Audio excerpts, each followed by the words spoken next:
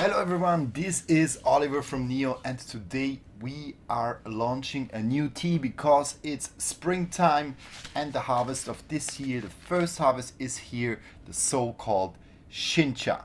Shincha is actually the first pick of a tea, often only a small amount of kilogram by the farmers are done, and now we have received our Shincha from Yakushima. Yakushima, an island which we visited in April this year, which is a very special island. It is known as an UNESCO World Heritage and especially known for its deep forest with old trees, and is visited by many Japanese people each year due to its closeness to nature, and the preservation of nature in Yakushima is held very strictly. That's why it's no wonder on Yakushima there is the highest density of organic green tea farmers overall. So there you have around 15% of all the farmers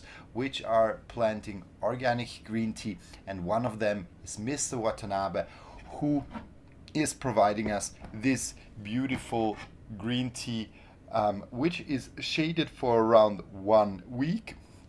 And what you can see, it is slightly darkened, so it's not a very dark tea. So there are some Gyokuros which are much darker, and this one here is shaded for around 1 week and now freshly arrived in Switzerland, that I can taste it, and also ready to be shipped out. Now let's have a brewing of this one here, as it is younger and a little bit of a fresher tea. I'll taste it now once in the dark Kyushu, so dark clay Kyushu, to give it a little bit of a rounder and try to bring out very much the sweetness of the tea, because Shincha is known to be they have the very finest leaf and has a very fresh and also a very young character, and I try to round it up a little bit with the dark Kyushu. We're just gonna leave it in for around 1 minute, a little bit longer, and then really have a look at how the taste is, and I'll try to describe you how this this freshness is evolving also in the palate. So we talk here about Yabukita cultivar. So this is a Yabukita, the most known cultivar in general. So it is tea which is quite complex in its taste, and it is showing different sides of also taste notes. This is what makes this tea also quite interesting. Let's have a look at it.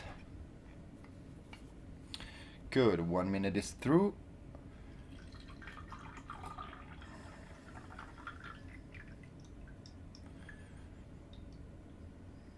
Good. So in terms of liquid, you can see it is a slight green but a little bit more yellowish color. So there's not this strong greenness which we know, for example, from Gyokuro or also for Fukamushi.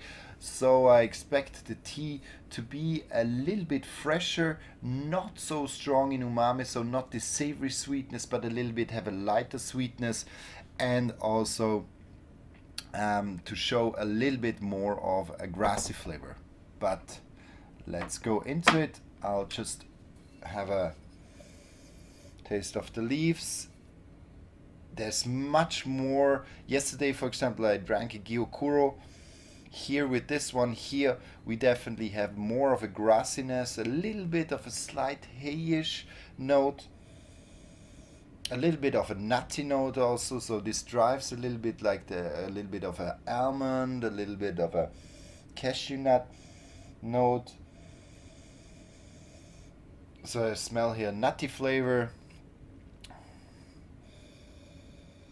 and much less of this sweet corn flavor, which then is a driver of the umami taste.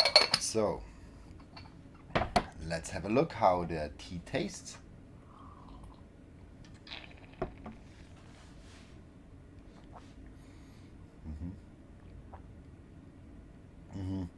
So it's a very sweet and a slightly grassy flavored tea. Now we have more umami kicking in, so now I have a little bit more of this, a little bit of savoriness of the tea, but it's very smooth and very fine in its taste, and only showing a little bit of this umami. So this is also coming a little bit from the weather situation on Yakushima. So Yakushima is a subtropical island, but due to the fact that it has very high mountains, the weather is until April really cold. So the plants, they have a long resting time, which is nourishing them and giving them more taste. Normally when you go to a little bit south tropical regions, the tea is a little bit, you could even say a little bit less strong, a little bit flatter, as they have to do, or they do over the year, several harvests. Here in Yakushima they have from 3 up to 4 harvests. What is also good is that they actually can harvest throughout the year, as there are always strong winds blowing and they have less bugs on the island eating the tea leaves, so they can really profit from during the season from the whole harvest.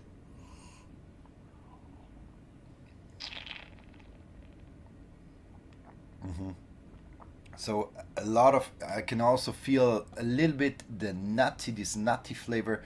So it's a fine, very fresh, but not too grassy fresh, and there's no stringency coming. So it's a fine, delicate, showing a little bit of freshness, and only very, very small amounts of this savory umami note, which, for example, a Gyokuro has much more, which is longer shaded. This tea is shaded for around 7 days.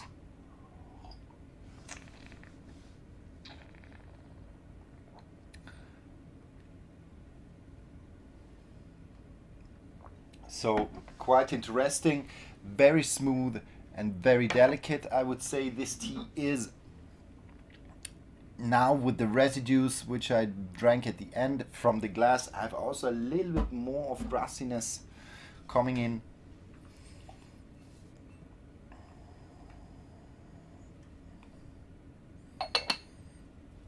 Good. So second brewing, very, very simple. You just pour in the water, you leave it in for 10, 15, maximum 20 seconds, and you already got the tea ready. And I will show you the leaves as well. You can have a look at it, how beautiful green they are. Now they opened up quite a bit. Before they were still a little bit more closed. I guess with the third brewing then the tea will be fully made. And what you can see, no stems, no nothing, only everything is very, very green. Maybe I'll show you again. So you can see really no stems, so this is a very destemmed, it's a destemmed tea, and that's why also there's much more acidity and astringency in this tea. Now let's have a look how the second steeping is.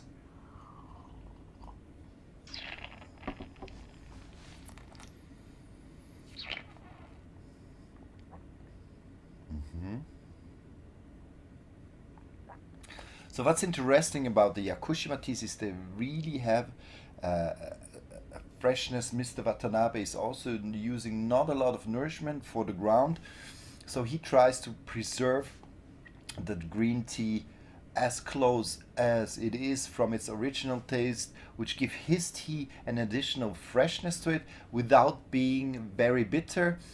There's a slight astringency now showing up, a little bit more of a slight dryness, but it's very subtle.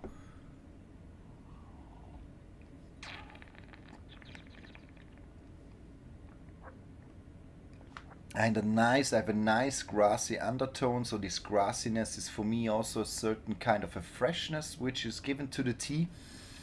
But it's very, very, very delicate, very smooth still.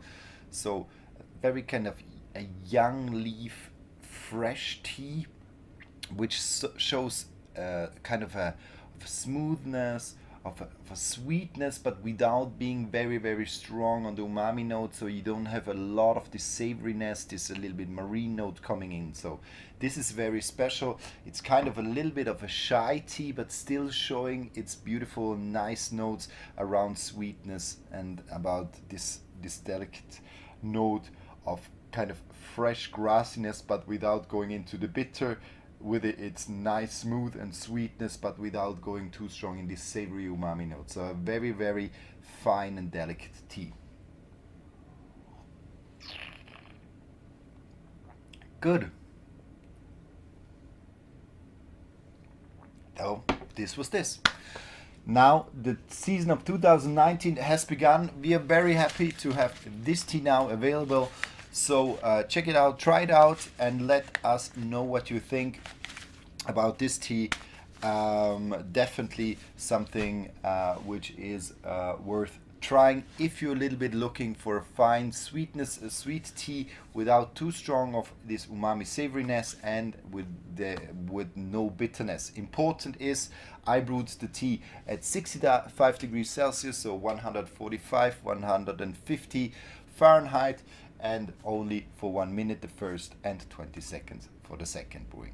Okay, so thanks a lot for being with me also on this tasting. If you have any questions, never hesitate to ask us, and I wish you a great day. Bye bye.